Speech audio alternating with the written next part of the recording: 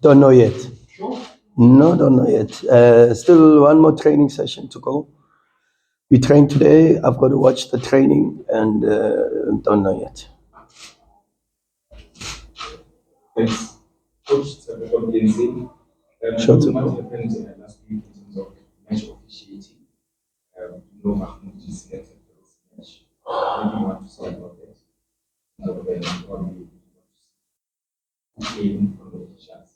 Yeah, to have a very good match, you need three very good teams. You need our team, of course, to perform well, and that's 100% the focus. Then you need a strong opposition, and I'm sure, like we saw in the first leg, we saw a very good Wydad side with good players and very good coach. And then, of course, hopefully we get the third team, and that's what you need for these type of competitions, for these type of games, and for good football matches. You need three very good teams. Which a lot of people say we judge already Sundowns what they do in the CAF Champions League. I mean, you wrapped up the league a long time ago and you celebrated during our league. Should you not make it through this game and get knocked out at this stage, would you then regard this season as a failure? We've had a super season. Super season. Could be better. Of course, it could be better. But if you look at what we've done, how we've played, the character we've shown, the resilience that we've built, the type of performances that we've already demonstrated away from home, especially in the Champions League, in Cairo, in Algeria when we went, in Casablanca. Then of course, then you see what I see, and what I see is an incredible group of players, a special group that is doing everything it can to represent this football club every single time, with integrity, with honor, and to give everything of the best. And I'm sure that's what we will continue to do on Saturday. Thank you. Good afternoon, Coach. Good afternoon. Coach, I'd like to focus more on Tembazwane because over the last couple of, months, there's a lot of change in regards to him being much more vocal. He's standing up for the players, for the bench as well. What has been the shift in mentality? Because he's always been a leader, but a quiet one. But in recent months, he's really been so vocal. Just the change in regards to that, and to Mudiba as well, the conversations in around the training ground from the players' perspective. What are the players saying? I think it's one of the biggest games you've also going to be playing. In digital thoughts on that? Yeah, obviously, right now because we wrapped up the league, after winning it, I think we have like 24 hours to celebrate.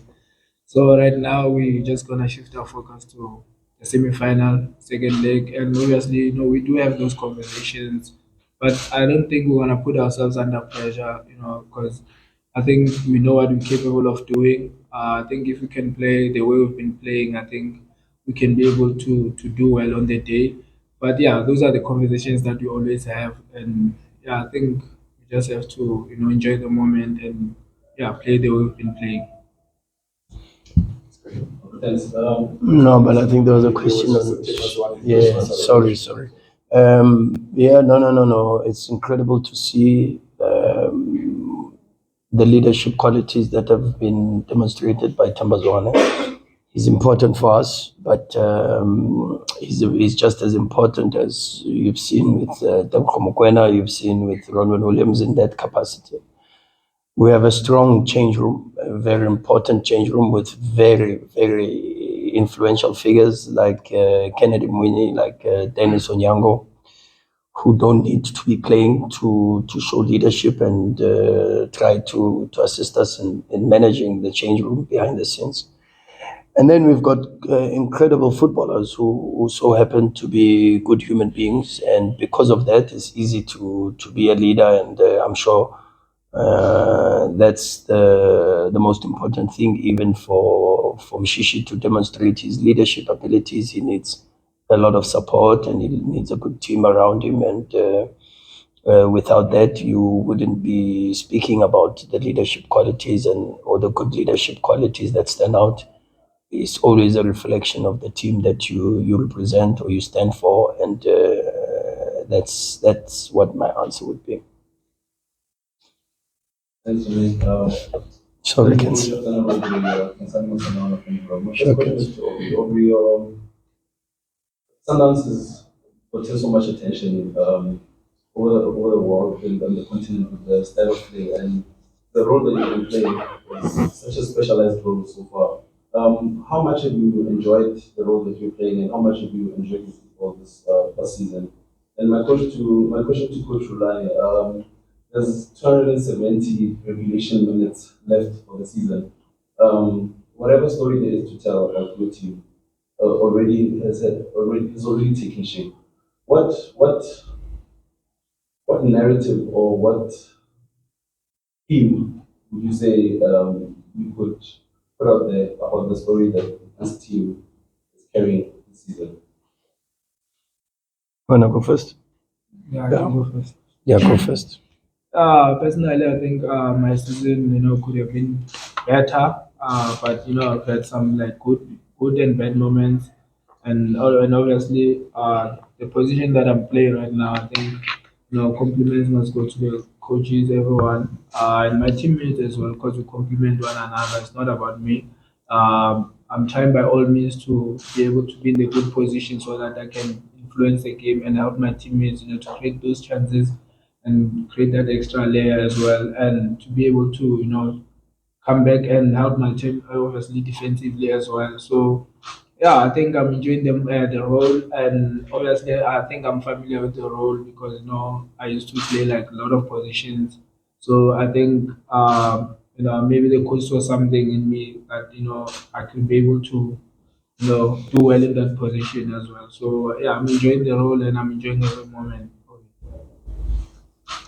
Yeah, the narrative, the narrative will always be. They say beauty is in the eyes of the beholder, and sometimes I don't have enough. I don't have enough of an eye that tries to find the beauty in how we play, because maybe I'm overly critical, and I've trained my eye to pick up the deficiencies more than the good points. Because that's what football is. Football is about, can you get better? Can you be better than you were yesterday? And because that's what football is, football represents what society is. And I am the type of person that is, even though I'm very optimistic in nature, but I'm also overly critical first of myself. And I always start with what could I have done better? What could I have said better? Or what could I have improved? And then I'm critical of the team and of the players individually, so that collectively we can improve. If I can improve the individuals, I can try to improve the collective and the way the team plays. So maybe that's what the narrative is that I would like to have this season, is an ever improving team, ever improving coach. Of course, not perfect, and I have no expectation to have perfect players or a perfect team or to be the perfect coach. But with a very good mindset, and you can call it the growth mindset if you want, but with a very good mindset, one that looks to stimulate improvement and development, not just in myself, but in others. Hopefully that's what, when we watch the team and how it's grown and its progress from match day 1 to match day 30 now, or I don't know how many games we played now this season. I hope what is evident to everybody is how much the team has made progress and has improved every single match.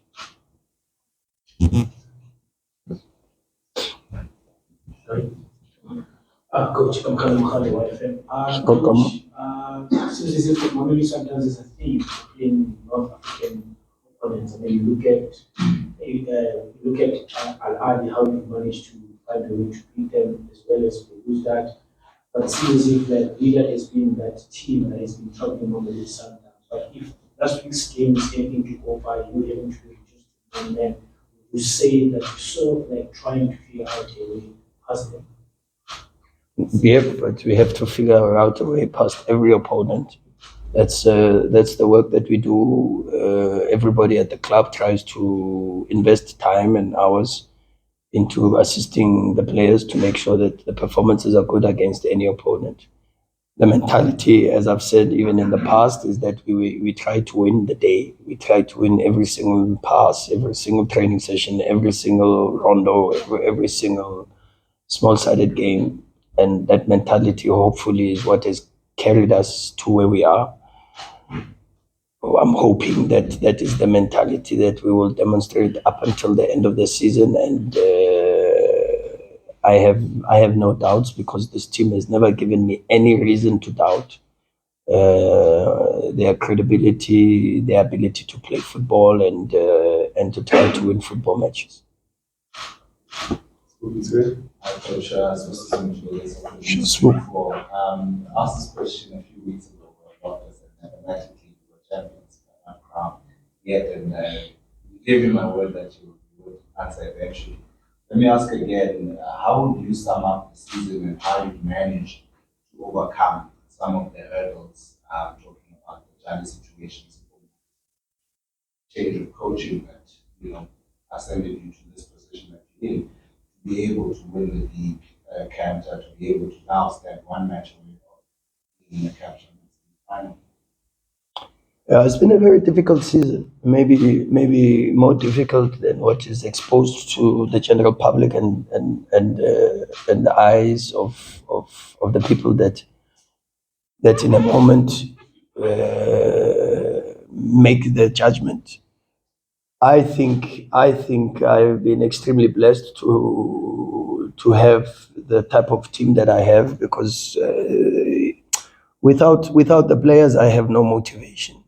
When I look into the eyes of the players, when I see their body language, when I see how they come to training, when I see their preparedness to listen and to learn, that's what stimulates me and allows me to also get the energy to give more of myself and try to be a better coach every single day. The amount of support I receive from the club, from everybody associated, from senior management board, the chairman, the president of this football club, the technical team is enough for me to be able to continue with my day-to-day operations. And for sure, when the levels are high, the room for error is very, very minimum. I know that. I understand that completely. But I still try to also put into that space of knowing that, number one, I deal with human beings every single day, and because there is that human ability, there's room for error. And I've got to accept and understand that when people make mistakes, it's because they make mistakes genuinely, and sometimes, and hopefully most of the time, it is because it puts space for them to improve and to learn from the mistakes and to become better. And then, of course, I also have to put a little bit of space. And even though I am the type of person that is overly critical of himself, and maybe too much of my thinking is on trying to be overly perfect in terms of how I do things, a lot of the times I remind myself that I'm only just human. So that's what I would say. The only way I've navigated it is because I've got incredible support, and I've got a fantastic team with players that are prepared to learn, players that are prepared to improve, and players that are prepared to respond to the pressure and to the stress that we give them every single day. Just as a quick follow-up, what is Charlie's future as stands today? Has that been sorted out? And also, are you been pleased with how simple you were responding? I'm guessing your requirements of him and the team. Yeah, no, I don't know about Andile Jali, to be honest. I don't know what the latest is. The club will respond to that. Sipombule, I'm more than pleased. I'm more than pleased. I've taken it a little bit as my side project. I invest a lot of time But I guess I invest a lot of time in a lot of my players. I do a lot of work behind the scenes in good performances. Mudiba was a little bit unfair on himself when he said he's had some good moments and he's had some bad moments. In the bad moments, he knows that he's got a coach that will identify the bad moments, that will discuss the bad moments, and will try to take the bad moments as arsenal to improve. He's had good moments, and he is correct. And even in the good moments, he knows that he's got a coach, he's got teammates, he's got the technical team that will support him in the good moments. But what he hasn't said is that he's had extraordinary moments. I can count how many times Aubrey Modiba has helped us to not just create chances and has pre-assists, assists, but the biggest thing that Zaida Modiba gives us is that he makes us play better. He makes us play better. We are able to do certain things that we are not able to do when Modiba is on the pitch, and that is an incredible compliment to first his ability to take in information, and then that speaks to his intelligence, and then secondly his God-given abilities, because he's a very, very good footballer. It's just back post, please. Thanks, coach. Thanks for very. My name is Azure. I need to understand you played in front of a packed crowd in Spain. Yeah. How important will it be on Saturday to have the full Loftus? Very important. I think we've come to a point where, as much as the demands and there's a huge expectation with regards to the performance of the team, I think we've also reached a point where the Sundowns supporters have matured in understanding what is demanded or required of them as the 12th, 13th man for big Champions League games, and they will become very, very important. And I expect nothing less than to hear the drum, to hear them chanting, to see a full stadium that will give us extra energy and a push towards the next round. We'll just quickly go ahead. Thanks. Sure, it's a go. We're at the final series of Alex on Sure. Tuesday, and most of this team has wished that Sundowns can probably win this tournament also for you. Is that added motivation for the team to try and go all the way? I don't think at this point of the season we need a lot of motivation. Who we are or the work that we've done should be necessary.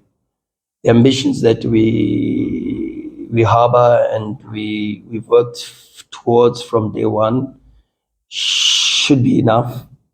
But if we were to ever be in short of extra motivation or the need for motivation, of course, Uncle Alex would be the fuel and the driving force behind that. And because he was what he was, a gigantic figure, a special figure, and for sure that would of course go towards our favor more than anything.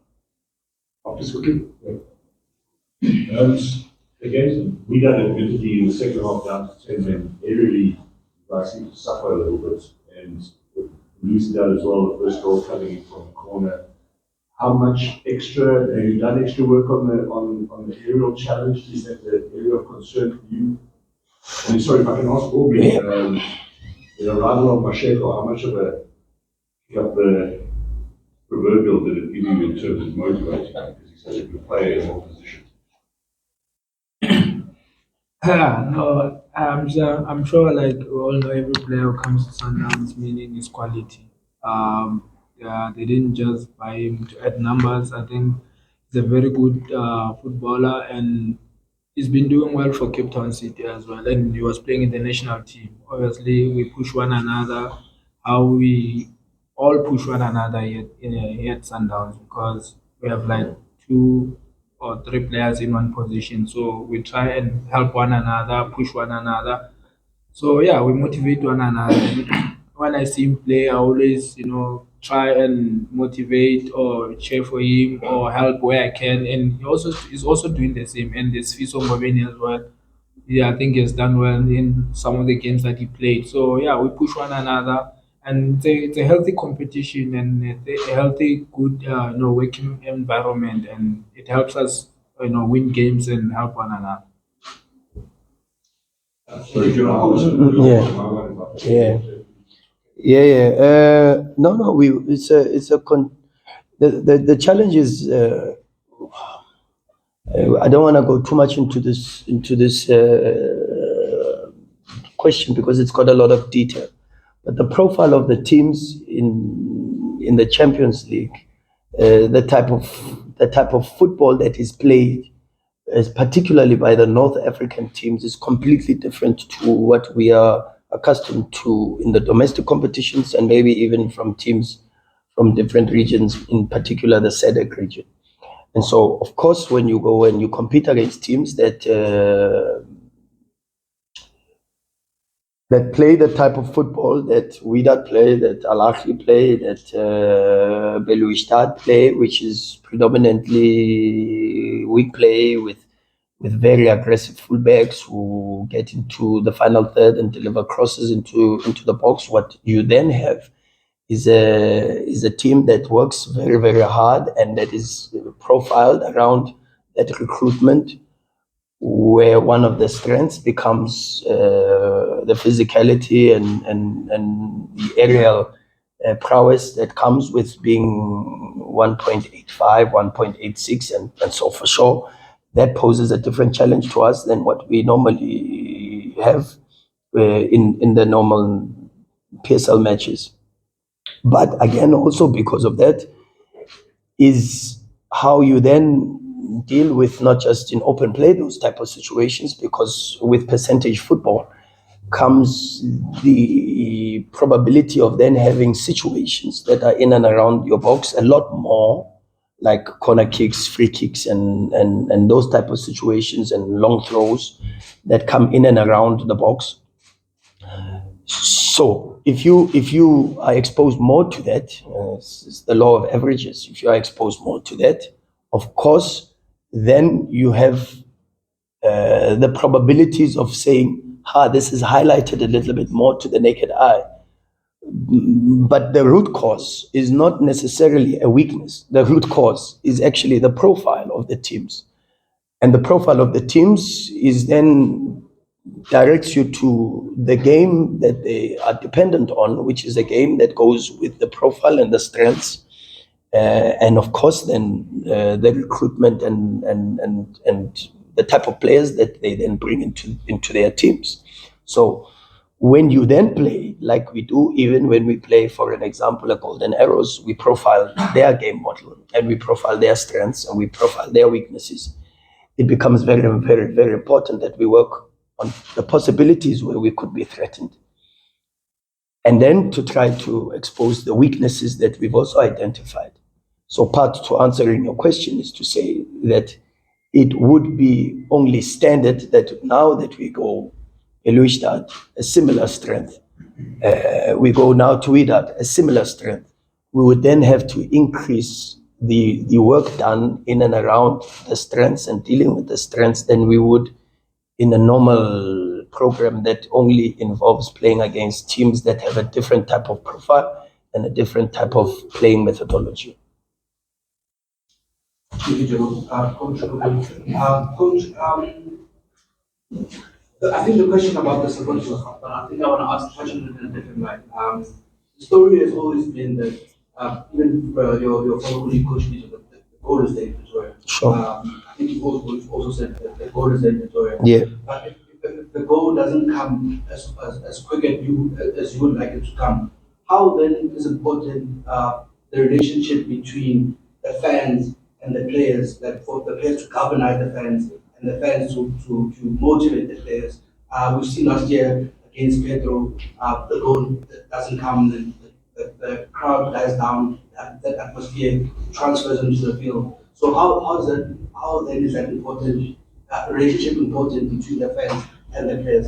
And Aubrey, the gentleman sitting next to you never wants to speak about himself. He always says a game belongs to the players, and we agree with it. But with the great work that he's done, improving players, improving the club, his insane ideas. Please tell us about your coach and how it is working with him. Yeah, no. I think working with Coach Rulani, I think it personally impacted my life in a positive way because some of the things that he does, I transfer them into my life beside football because the way he works, the way is demanding, the way he wants things to be done. So I think one thing, workaholic, I always say doesn't sleep. So yeah, it's exciting and it's something that and we learn new things every day because sometimes he comes and he introduces a new thing and you'll be like, okay, then he tries and explains, and you can see like it works in the game, and there's always a purpose in something that he does. So I think it it it shows mostly in games because he watches a lot of football, and I think I've learned to watch a lot of football as well. So like I said, the way he works, he motivates, us, and you can see how everyone is improved, especially the team. A lot of people have improved the way from their previous teams, the way we play, the style of play, and yeah, I think I can write a book about him with the things that he does. So yeah, it's I think yeah, like I said, even my life has changed the way I work, the way I try to plan my things accordingly, and thanks to him. It's lovely to come to you, Marshall. It's great. That's cool. The relationship with the fans. Relationship with the fans. Yeah. No, it's okay. Yeah, very important. I think over the last couple of home games, we felt the 12th, 13th man. We felt it. In good moments, they've been there. In not so good moments, they've shown us love and appreciation. And I think there's no doubt in my mind at this moment that we can trust them to be able to do the same thing on Saturday and for 96 minutes plus. We do what we do for them. We sacrifice a lot. We try to always make our supporters happy with our performances because there is that demand and that expectation that we play well. Am I expecting us to score an early goal? Probably how we've gone about playing the last few games. For sure, I think we have a goal in us in the first 10 minutes. Do I see it coming very, very early? I'm not so sure. But the message that I will definitely carry to the team is patience. Patience, because we trust ourselves to be able to unlock, and we were able to score. We were just unfortunate, of course, in that situation with the offside for Peter's goal. 50 seconds before we even scored, we replicated a similar situation. And we were unfortunate because we missed one detail, one small detail, and that could have been a goal. And that was only 50 seconds, same picture. And then, of course, because the game changes after we go one man down, the profile of the team has to change. We have to adapt to different things. The message to the players has to be slightly different. Fortunately, it happens just before halftime, and then we have time to absorb the information that the last 5, 6, 7 minutes gave us. And because we could do that just before the break, we are then able to change the profile of the team. The players respond very, very well because the information is completely different and the structure of the team is completely different. But the flexibility and the ability of the team to take on a different personality was incredible. And still with that, we had a lot of control. We were okay, we had less possession than we had in the first 35, 30, but we looked comfortable in a very difficult environment, very hostile. And if we did not have one or two situations where we also missed an extra detail, and funny enough, it was a detail that I spoke about to the team, which Man City had become so good at, especially in the Champions League and in the first leg against Real Madrid. It was so evident. And then if we could have had one or two of those situations and better, we could have maybe scored even in Casablanca. So there is that trust that the goal will come, but we have to be very patient. And that patience is not just for the team and the players on the pitch, it's also got to be for the crowd and the supporters. They've got to be patient and know that this team has got goals, and this team has the right mental fortitude to be able to overcome any of the football challenges that we might face on Saturday. Coach, Vincent from SBC. Sure, Vinny. I just want to pick up on Sepo's question about officiating. Obviously, VAR has been introduced to mitigate the mistakes into assist. And obviously, in the past 2 seasons, we have seen the VAR used to deliberate the key decisions. If you go back to a match against Petro last season, one man was supposed to prove was disallowed. And last weekend, there was an incident where Simon Villa seems to have been airborne, but it was not even referred to VAR. In your opinion, do you think the technology has been used to your satisfaction? Just before you answer, Aubrey, you are one of the few players who got a chance to play in the continental final for the second time. You did it with SuperSport. How would that make you feel if you did Sundowns in the Champions League? Actually, I was thinking about that the other day when I was going home. Because I didn't like the feeling of losing in the finals. That's not a nice feeling, and obviously, but we have a big encounter on the weekend. We need to start with this one that's coming, and hopefully, I can think more about it if we when we win the game or if we win the game. So, yeah, it will be a great thing because it's not easy playing in Africa. It's never easy. We always have, come up with so many things that make you grow. So yeah, I think that it will be a great thing, and yeah, but we need to first start with the one on the weekend, and hopefully it can happen again. Sorry. There are 2 points with regards to VAR for me, which are important to highlight. The first is like with any other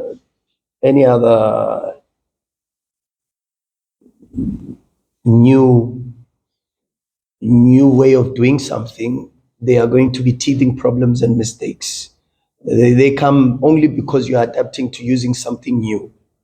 And of course, we have to accept that VAR is something new. And because we are trying to find something new and the best way of it working, we are improving our capacity, the resources needed for it to be used to the best of its capacity also.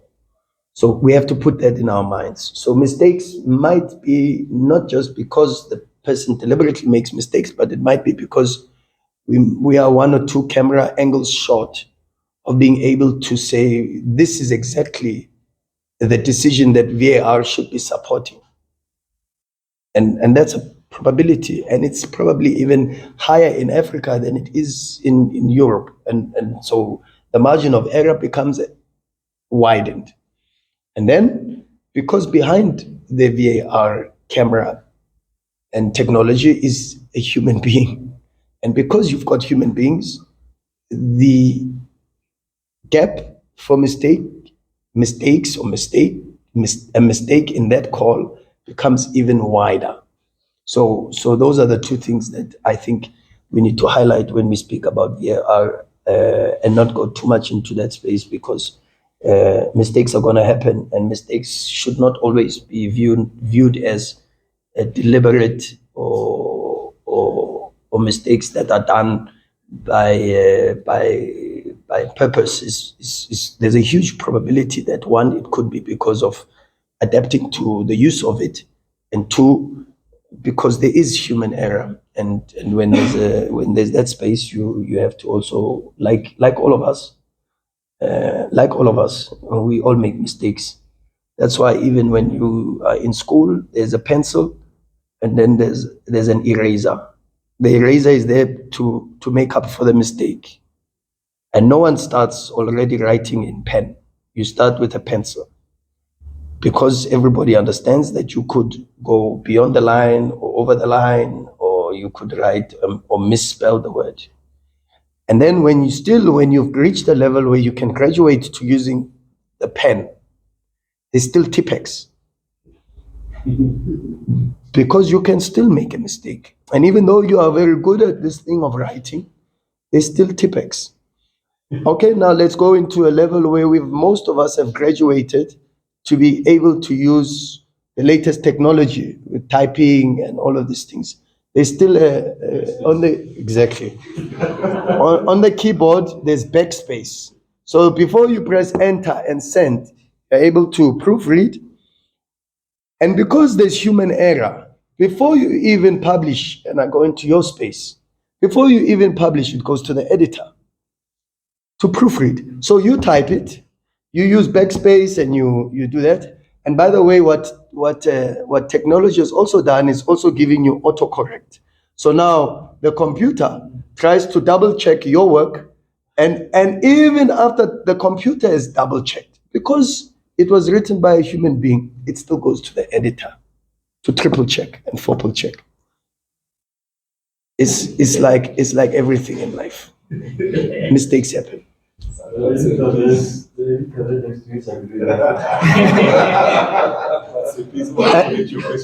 And how many times have you seen mistakes even though the editor has read it? That's great. My question is for I just want to follow up on Ken's question earlier on. But given the complex or unusual way that you operate on the field, I've seen normal fan supporter sometimes don't understand your role, and there has been some level of criticism which I feel is unfair at times. Did you pay too much attention to that criticism of the way you're being asked to operate on the field?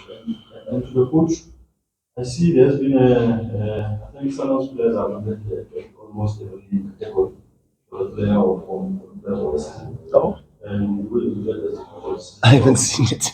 Are you expecting a clean sweep when the awards are hosted? We're just grateful to be nominated, and I think I speak for the club in its entirety, because individual nominations are only just a reflection of the work that everybody does. So I think we are just grateful to be nominated, and want to thank everybody for the support and for the probabilities of allowing us to be on that nominations list. To answer your question, the coach always says you must trust the process. When we started, I remember pre-season in Rustenburg. The coach, he told us, this is how we're gonna play.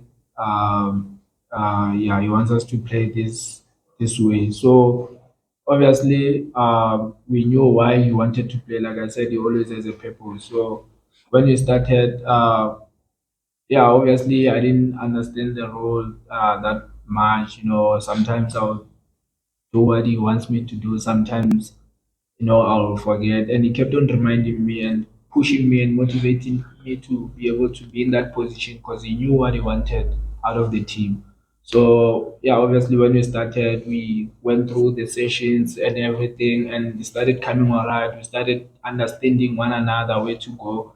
And obviously, like you said, there's going to be mistakes, and obviously, people are going to criticize. And for me as a player, I don't think I focus too much on criticism, because I think I've been playing in the PSL, I don't know for how long now.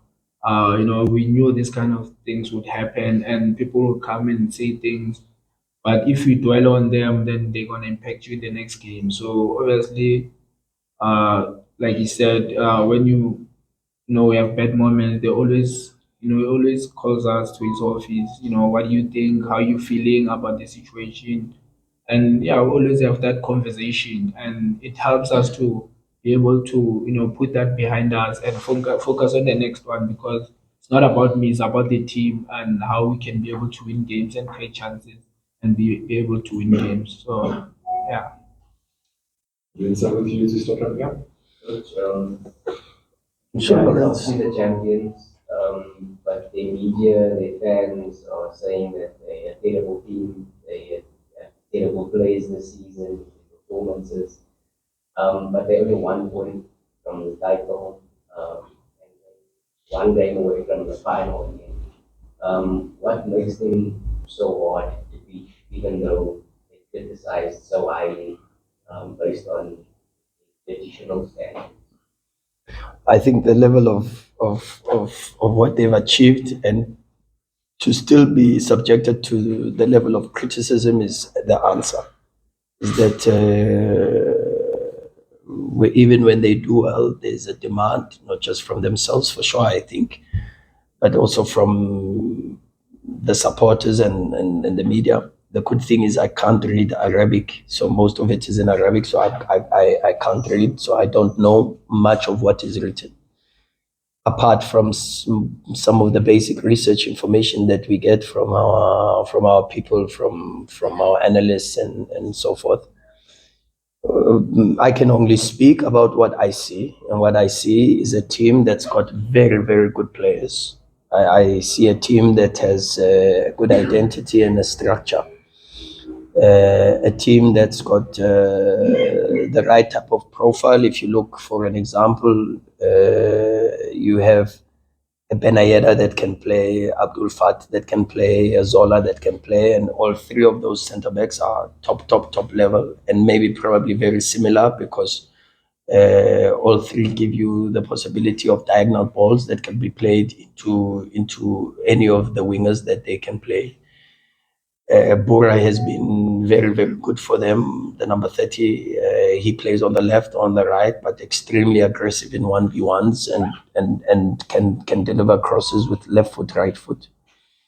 Onajen is a typical winger that plays for North African sides, looks for isolations, looks to receive with an open body structure. And when he receives closer to your box, there's going to be possibilities of looking to simulate and try to get fouls, free kicks, penalties, corner kicks. And so that plays into their advantage. The profile of the striker, Sambu, is a striker that is probably against, and maybe the last time I said to the players, the last time we saw a type of striker like that in the PSL was Lumisani Ndlela, for an example, or Collins Mbesuma. These are the typical number 9s that use their bodies to be able to be reference points and allow the play to be established from them.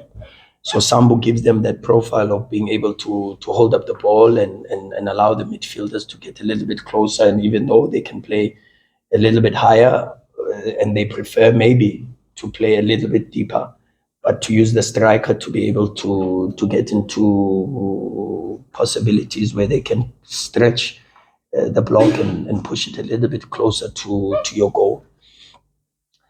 They know that, and that's why 9 times out of 10 they play El Hassouni, because El Hassouni is very, very, very good in playing in front of the striker than playing behind the striker for flick-ons and second balls in that space. So El Hassouni plays as that 10 that links up the play.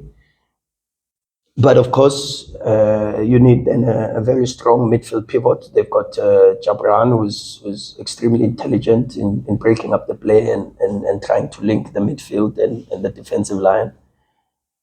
Chardi, who played in the space of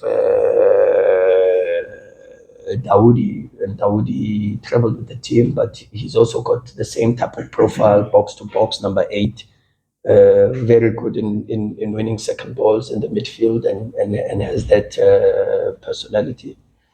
And then, as I spoke about even earlier, the profile of the fullbacks, Al Amud can play in that space and delivers balls into the box. Etihad Allah can also play in that space and deliver balls into the box. So you ask me about the team, I can only speak about what I have seen and what I've watched, and I don't know, maybe 8 games now, 9 games. And if you include our match that we played against them, then it's just quite a lot of hours that has gone into watching this opposition, watching what could change, what could be done. And my only perspective on this team cannot be influenced by what is written, what is said. It can only be based on what I see. And what I see is exactly what I've just given to you. And for sure, there is big respect and big appreciation for the type of team that we are. Final question to you before we end. Coach, I'm going to keep a second longer, but how much of a football gather did you get from Man City, Real Madrid, your team replicating in African context? The kind of performance that City did to knock out the defending champions, which is the requirement of you guys. Don't say that too loud. Don't say that too loud. The Man City is just some, actually, let's not go there. Beautiful, unbelievable level of performance. Coach Mokwena, thank you so much for your time. All right, Coach, thank you very much. Thank you, everyone. Thank you so much, guys. Thank you.